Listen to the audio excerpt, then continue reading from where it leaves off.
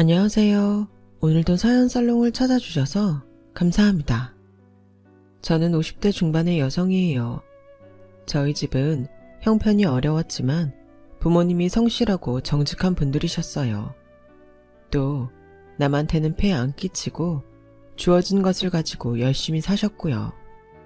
그런 부모님에게 사랑도 많이 받았고 사람들 사이에서 믿음을 지키며 살아야 한다고 배우고 자랐죠. 또 오빠가 공부를 잘하다 보니 저도 덩달아 따라서 열심히 했고 자연히 성적도 잘 나오고 대학도 괜찮은 학교에 들어갔어요.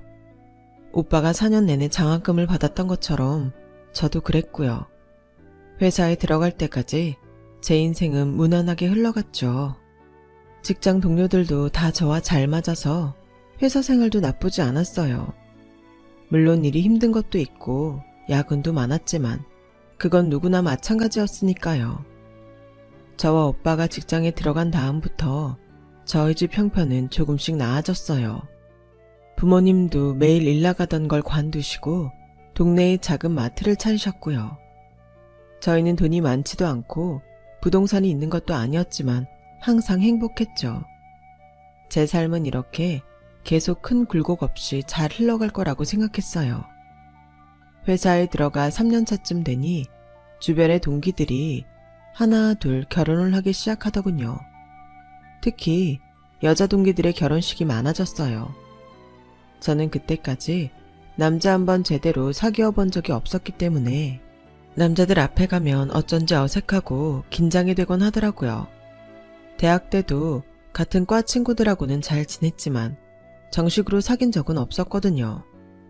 옆에 있던 사람들한테 하나씩 청첩장을 받다 보니 괜히 마음이 쓸쓸해졌어요. 이렇게 다들 결혼한다고 매주 난리들인데 나는 남들 다 아는 연애도 한번 못 해봤으니 나름 인생 잘 살았다고 생각했는데 그것도 아니네. 라며 혼잣말로 푸념을 하는 날이 늘어갔어요.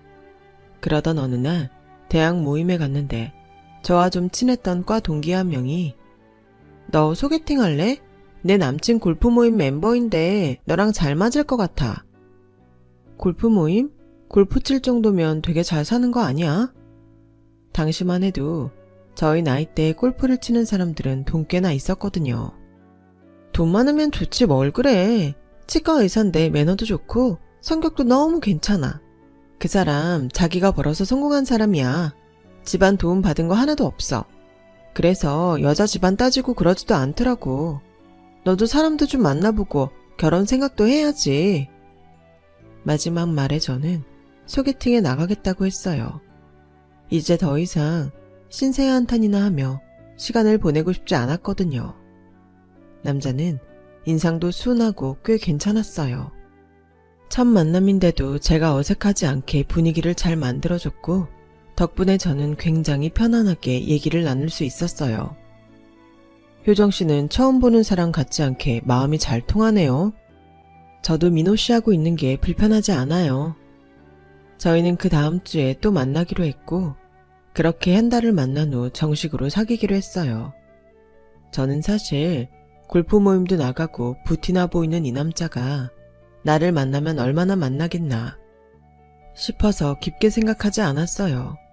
그 사람이 다른 약속이 생겼다고 저와 만나는 걸 취소해도 그러려니 했죠. 그런 제 태도가 남자를 더 조바심나게 한 건지 그 사람은 같이 저녁을 먹다 말고 효정 씨는 왜 내가 데이트 취소해도 뭐라고 안 해요?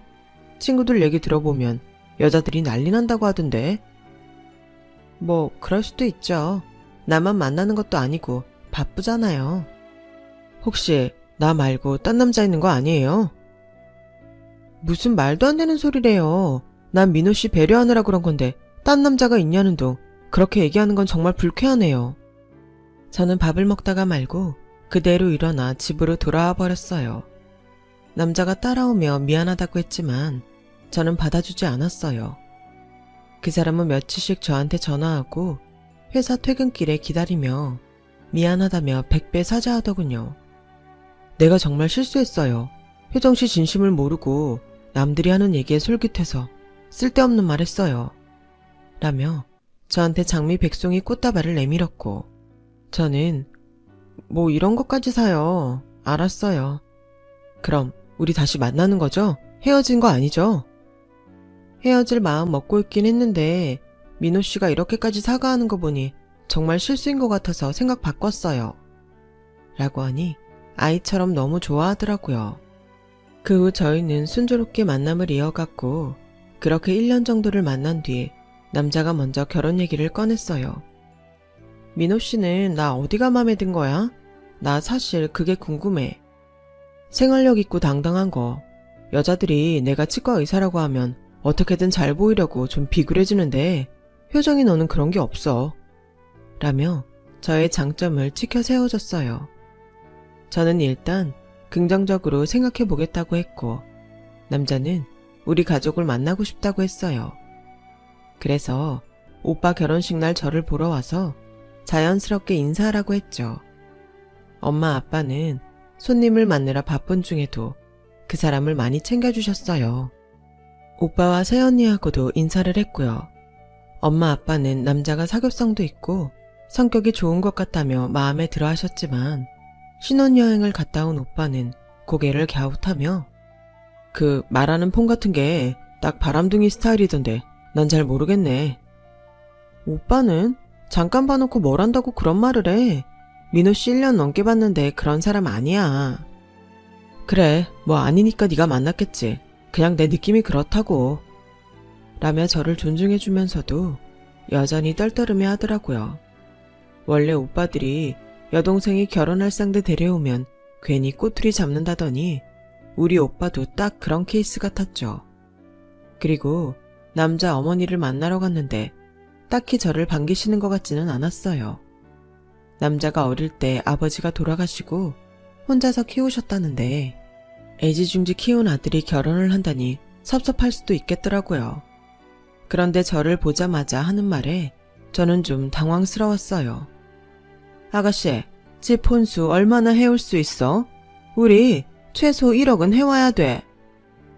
엄마, 오늘은 돈 얘기 안 하기로 했잖아. 사람 보자마자 이러는 게 어딨어? 우리도 그렇고 저 아가씨네 집안 수준은 비슷한데 돈은 네가 훨씬 많이 벌잖아. 그러면 그만큼 받아야지. 그만 좀 해. 오늘은 기분 좋게 밥만 먹기로 했잖아. 라며 너무 솔직한 자기 엄마의 말을 끊어주는 남자가 고맙더라고요. 혼수 1억이라니 의사, 변호사, 검사 등등 사자 붙은 집안에서 엄청난 혼수를 요구한다는 얘기를 듣기는 했어도 제 일이 될 줄은 몰랐어요. 혼자서 속으로 그냥 해본 말이 아닐까 하며 그저 지나가길 바랐지만 남자 어머니는 진심이었어요. 아들 치과의사 만드느라 고생한 세월이 있으니 그 마음도 이해가 안 가는 건 아니다. 어쩌겠냐? 네가 좋다는 사람인데 결혼한다면 어떻게든 해봐야지. 당시 저는 곧 30을 눈앞에 두고 있었고 주변에 미혼인 친구들도 많이 없어서 마음이 조급하기는 했어요. 그러니 여유가 없어서 어떻게든 나 좋다는 사람 잡아야겠다고 생각했죠. 혼수 비용은 제가 그동안 모은 적금과 오빠와 부모님 도움으로 겨우 해결했어요. 저희는 원하는 대로 했는데도 남자 어머니는 못마땅한 표정이었어요. 그렇다고 결혼 못한다 소리도 하지 않으셨고 결혼 청첩장까지 잘 뽑았죠. 이제 정말 결혼 날짜가 한 달 정도 남았고 정신없이 바빴어요. 남자도 주례 볼 사람과 사회자 친구들을 만나느라 분주했고요. 그러는 가운데 결혼식이 보름 앞으로 다가왔어요. 날짜가 다가오니 전에는 몰랐던 긴장감에 점점 떨리더라고요. 먼저 결혼한 친구들한테 조언을 들으며 마음을 다잡고 있는데 낯선 여자가 저를 찾아왔어요. 회사에서 동료들하고 막 점심을 먹으려고 할 때였죠. 그 여자는 급한 일이니 시간을 내달라고 하더군요. 어쩐지 기분이 이상해서 여자와 함께 카페로 갔어요. 민호 씨하고 결혼 취소해주세요. 저 민호 씨랑 사랑하는 사이예요. 네? 그게 무슨 말씀이세요?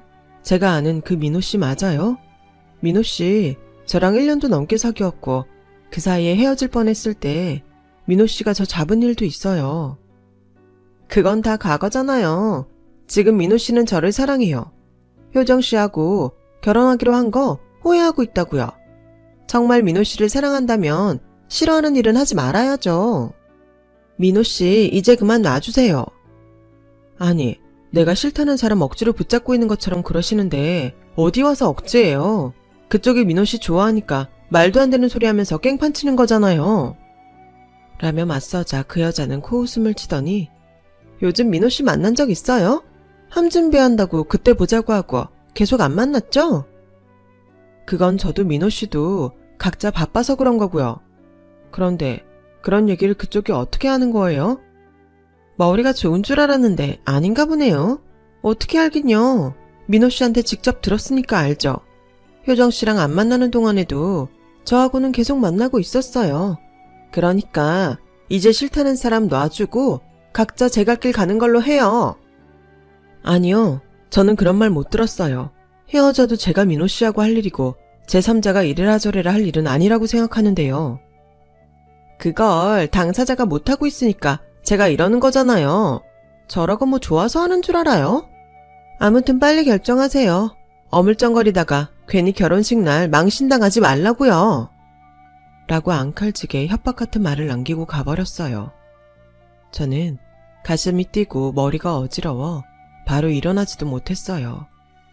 회사에 돌아와서 남자한테 여러 차례 전화를 했지만 연락이 되지 않았어요. 퇴근길에도 그 사람은 보이지 않았고 치과로 찾아갔을 때는 이미 문을 닫은 후였어요. 집에 돌아와 계속 전화를 해도 받지 않자 점점 두려운 생각이 들었어요. 저는 어떻게든 남자와 만나야 했죠. 다음날 회사를 퇴근하자마자 남자 집으로 갔어요. 하루 종일 일을 어떻게 했는지 기억도 나지 않을 지경이었어요. 남자 집에는 불이 꺼져 있었어요. 배를 누르려는데 왜 그렇게 가슴이 떨리던지 꼭 금세 터져서 죽을 것만 같더라고요. 그때 남자 집 앞에 자가용 한 대가 와서 섰어요. 왜 그랬는지는 모르겠지만 저는 반사적으로 도망쳐서 몸을 숨겼어요. 차에서는 남자와 전날 저를 만나러 왔던 여자가 내리더군요. 두 사람은 다정하게 서로 팔짱을 끼고서 집으로 들어갔어요. 하하호호 웃음소리까지 내면서 말이죠. 저는 두 사람 앞으로 뛰쳐나가고 싶었지만 몸이 움직이지 않았어요. 수치스럽고 자존심 상하는 마음이 더 컸던 것 같아요. 남자는 결혼 준비 때문에 바빴던 게 아니라 그 여자를 만나느라 시간이 없었던 거였어요. 저는 둘이 들어가고 난 후 불이 켜진 집을 한참 보다가 겨우 집으로 돌아왔어요. 온몸에 힘이 빠지고 다리가 휘청거려서 버스 정류장까지 미처 가지도 못해 택시를 타야 했죠. 너무 충격을 받아서 밤새 한잠 자지 못했고 아침이 되자마자 밥을 먹는 둥 마는 둥 남자의 치과로 갔어요. 그 사람은 저를 보더니 눈이 휘둥그레지더군요. 아침부터 웬일이야? 회사는 안 가? 어제 전화 많이 했는데 몰랐어? 혹시 혜경씨가 찾아간 것 때문에 그래? 라며 너무 담담히 말하는 남자의 모습에 저는 더 큰 충격을 받았어요. 내가 어떻게 말해야 좋을지 몰라서 망설이고 있으니까 혜경씨가 찾아갔나 보더라고. 내 뜻 알았으면 이제 물러나줘. 아니, 내가 잡았어? 이게 무슨 적반하장이야? 뭐가 됐든 이제 상황이 전하고 다르잖아. 이대로 너랑 결혼하면 내 인생이 너무 불행할 것 같아. 내가 정말 사랑했던 건 네가 아니었어. 나 이제 환자들 봐야 되니까 그만 가줘. 여기서 더 소란 피우면 너만 볼썽 사납게 되는 거 알지? 라더니 간호사를 시켜서 저를 일방적으로 병원 건물 앞까지 몰아내는데 진짜 제가 이상한 사람이 된 기분이었어요. 너무 어이가 없어서 이대로는 못 그만둔다고 저도 어거지를 부렸어요. 결혼식이 2주도 안 남은 상황이었는데 부모님한테도 입이 떨어지지 않았고 친구들한테도 창피해서 뭐라고 얘기해야 할지 모르겠더라고요. 저는 어떻게든 결혼식장에는 들어가야 한다고 버텼어요. 결국에는 결혼 일주일 전 남자 어머니가 저를 찾아왔어요. 그러더니 봉투를 하나 내밀더군요. 우리도 더는 못하니까 제발 헤어져줘. 내가 처음부터 이 결혼 못마땅하게 생각한 거 너도 알지? 그거 모르면 사람도 아니지. 이제 민호도 너한테 마음 없다잖아. 마음 떠난 사람 붙잡고 있으면 뭐 할 거야? 껍데기가 뭐가 중요해? 결혼 전에 헤어지는 걸 다행이라고 생각해. 저는 그 자리에서 봉투를 열어보았어요. 남자 어머니는 순간 당황하는 것 같더니 이내 뻔뻔하게 담담해지더군요. 기가 막히게도 그 안에는 500만 원짜리 수표 한 장이 달랑 들어있었어요. 500이요? 5천도 아니고요. 저희가 혼수를 얼마를 했는데요. 어머니 받아가신 밍크코트하고 수입그릇 세트도 다 돌려주세요. 민호 씨 집에서 신혼살림 차린다고 인테리어 한 값도 주시고요. 예, 그건 이미 끝난 계산이야. 우리도 결혼 취소해서 손해가 있는데 그걸 감수하면서 지금 너한테 500만 원이나 주는 거라고. 혼수를 돌려달라니? 어디서 듣도 보도 못한 소리를 하는 거야? 이래서 못 사는 것들하고는 상대를 하지 말았어야 되는데. 라며 저를 기가 막힌다는 듯 쳐다보더라고요. 기가 막힌 사람은 저였지만 아무리 말을 해도 막무가내였고 남자 어머니의 논리는 깰 수가 없었어요. 자기네 손해가 더 크다니요. 이대로 결혼 그만두지 않으면 회사에서 크게 망신당할 줄 알라면서 오히려 협박만 당했죠. 남자하고는 더 이상 연락도 되지 않았고 치과에도 발을 들여놓지 못하게 저를 앞에서부터 막았어요. 그러더니 퇴근길에 저를 붙잡더니 자기 엄마가 준 500만 원을 도로 내놓으라더군요. 그거 내가 혜경이하고 여행 가려고 따로 둔 돈인데 엄마가 모르고 들고 나가신 것 같아. 일단 나한테 돌려줘. 이제 와서 그깟 500 받아서 뭐 하겠어? 응? 와, 진짜 아주 바닥을 보여주는구나. 야, 바닥은 네가 바닥이지. 어떻게 엄마한테서 500만 원을 받아? 먹고 떨어지겠다. 뭐 그런 뜻이었어? 라며 소리를 고래고래 지르는 걸 회사 사람들이 전부 다 봤어요. 결국 저는 결혼 3일 전 모든 걸 포기하고 열흘간 혼자 숨어 지냈어요. 그런 저를 찾아낸 건 바로 엄마였어요. 우리 딸이 너무 착해서 앞으로 인생은 좀 더 현명하게 살라고 미리 예방주사 맞은 거야. 엄마 아빠는 너만 건강하면 돼. 다른 사람들이 뭐라고 하는 거 아무것도 신경 쓰지 마.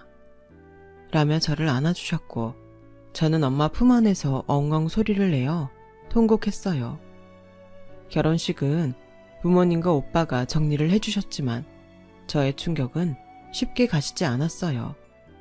도저히 얼굴을 다닐 수 없어서 회사도 그만두고 집에만 있었어요. 회사 사람들도 학교 동기들도 다 제 얘기를 하면서 흉을 볼 것 같았거든요. 물질적인 손해도 손해지만 제가 친했던 사람들과도 다 끊어지니 정말 지옥 같았어요. 그렇게 몇 달을 보냈는데 오빠가 자기 일을 도와달라더군요. 오빠는 친구와 IT 계열 벤처 창업을 시작한 상태였어요. 돈 관리 같은 건 아무래도 믿을 수 있는 사람이 해주는 게 좋을 것 같아서 너한테 재무팀에 입사해달라고 정식으로 요청하는 거야. 내가 아무것도 못하고 있으니까 억지로 자리 만든 거 아니야? 우리 사업하는 사람들이야. 지금은 그런 정 같은 걸로 자리 채울 만큼 기반이 잡히지도 않았고 일 잘하는 사람이 필요해서 부르는 거야. 효진이 너 그런 사람이야. 너한테 자부심을 가져. 라는 오빠 말에 저는 다시 기운을 내서 밖으로 나갔어요. 처음에는 자격지심에 전혀 모르는 사람인데도 제 흉을 볼 것 같아서 겁이 났는데 시간이 흐르고 적응이 되니 그게 다 쓸데없는 걱정이라는 걸 알게 됐죠. 일은 얼마 전까지 제가 해왔던 거라 크게 어렵지는 않았어요. 그리고 어떤 분야가 더 우리에게 이익이 되는지 철저히 조사해서 데이터를 만들어 보고했고 손해가 나는 쪽의 지출은 줄이도록 했어요. 저는 앞으로 오빠 사업이 어떤 분야를 키우면 좋을지 분석해서 올렸고 오빠와 임원들은 심사숙고해서 사업을 진행시켰어요. 오빠도 그렇고 동업하는 분도 머리가 워낙 좋아서인지 사업은 별 문제 없이 커나갔어요. 회사 규모가 커지고 사원 수도 늘어나자 오빠는 저를 재무이사에 추천했고 투표 결과 다수의 찬성으로 이사 자리에 오르게 됐고요. 그렇게 되기까지 꼬박 10여 년의 세월이 흘렀죠. 이사 취임을 하던 날 왈칵 눈물이 쏟아졌어요. 결혼식을 깨고 사람들 눈이 무서워서 밖에 나가지도 못하던 제가 이렇게 한 기업체에 이사가 되다니 스스로 감격스러웠어요. 오빠 고마워. 이게 다 오빠 덕분이야. 무슨 소리야. 다 네가 잘해서 이렇게 된 거야. 라며 저를 격려해줬어요. 저는 기념으로 가족들에게 선물을 사주겠다고 했고 엄마와 쇼핑 약속을 잡고 저녁에 만났어요. 저와 엄마는 고급 한정식 레스토랑에서 좋은 시간을 가졌죠. 엄마가 뭐랬어. 넌 더 잘 될 거라고 했잖아. 우리 집에서 회사 사장도 나오고 이사도 나오다니 엄마는 정말 꿈꾸는 것 같아. 이게 다 엄마가 우리 잘 키워줘서 그런 거지. 많이 먹어. 이따 쇼핑하려면 잘 먹어둬야 돼. 그때 저희 개인실에 반찬을 갖고 들어오던 직원이 저희를 보더니 에그머니나 소리를 지르며 반찬을 다 쏟아버리는 거 아니겠어요? 엄마와 제가 너무 놀라 자리에서 일어나 그 직원을 보는데 그 남자 어머니였어요. 남자 어머니는 레스토랑 직원 복장을 입고 젊어 보이게 염색과 화장을 했더군요. 그렇게 반찬을 엎어놓고 자기가 당황했는지 그냥 나가버리더니 돌아오지를 않았어요. 결국 지배인이 와서 100배 사죄하고 음식값을 받지 않겠다고 했어요. 안 그래도 실수가 많고 손님들한테 예의가 없어서 정리하려던 직원인데 정말 죄송하게 됐습니다. 더는 뭐라고 안 하겠는데 말로만 그러지 마시고 다시는 손님들 앞에 보이지 마세요. 네, 알겠습니다. 죄송합니다, 고객님. 라며 엄마의 말에 지배인은 더 고개를 숙였어요. 저는 한 번도 다른 사람들에게 나쁜 말 하지 않던 엄마가 그렇게 강하게 말하는 것에 깜짝 놀랐어요. 엄마도 저도 찝찝한 기분이 남은 채로 레스토랑을 나오는데 남자 어머니가 주차장에서 저희를 붙잡더군요. 효진이하고 효진이 엄마 맞죠? 나보고 놀랐잖아. 나도 너무 놀라서 그랬고 그동안 잘 지냈나 보네. 저기 내가 급해서 그러는데 돈 좀 빌려줄 수 있을까? 내가 꼭 갚을게. 라는 말에 엄마는 남자 어머니 손을 확 뿌리치며 이 옆에 내가 미쳤나? 언제적 효진이 엄마 찾으면서 다짜고짜 돈을 빌려달래. 저리 비키지 못해. 내가 오죽급하면 이러겠어요. 같이 자식 키우는 입장에 이러면 안 되죠. 효진이 엄마 급할 때는 돕고 살아야지. 지금 누구 보고 가르치려고 드는 거예요? 뭐 효진이 엄마요? 우리는 엄연한 레스토랑 손님이에요. 그리고 우리가 댁 은행이에요? 어디다 대고 자식 키우는 입장 운운하면서 돈 얘기를 해. 진짜 제정신이 아닌가 보네. 여기요. 지금 그쪽 직원이 우리 붙잡고 진상 피우는데 가만히 계실 거예요? 라고 제가 소리를 지르자 레스토랑 안에서 매니저와 직원이 나와서 남자 어머니를 끌고 갔고 남자 어머니는 내가 진짜 미안했어. 잘못했어요, 사부인. 제발 한 번만 용서해 주세요. 라며 소리를 질렀지만 저희는 듣지 않고 와버렸어요. 알고 보니 그 남자는 그 여자와 결혼한 후에 또 바람을 펴서 이혼했고 바람핀 여자를 두고 양다리를 걸치면서 굉장히 시끄러워졌다는군요. 바람펴서 만난 두 여자가 남자를 협박하고 고소했고 남자는 억대의 돈을 여자들에게 물어줬지만 아직도 빚이 남았다고 해요. 그것 때문에 남자 어머니까지 나와서 일을 하고 있다고 하더군요. 저희 가족은 그게 다 자업자득이라며 결혼 전 깨진 게 정말 천운이었다며 저를 위로했어요. 사실 그런 일을 당했을 때에는 모든 게 다 원망스러웠는데 이렇게 지나가고 나니 그 덕에 제가 더 단단해져 있더군요. 모든 게 자기가 했던 대로 돌아온다는 걸 직접 보게 됐고요. 그 후로 저희는 두 번 다시 그 남자와 어머니하고는 마주치지 않았어요. 제가 바르고 성실하게 살다 보면 더 좋은 일들이 많겠죠. 열심히 살아보겠습니다. 제 얘기는 여기까지예요. 끝까지 들어주신 분들 모두 감사드리고요. 다들 가정이 평온하시고 행복하시길 바랄게요. 건강히 잘 지내세요. 여러분, 사연 댓글에 응원과 현명한 조언 부탁드려요. 좋아요와 구독은 저에게 큰 힘이 됩니다. 오늘도 좋은 일 가득하세요.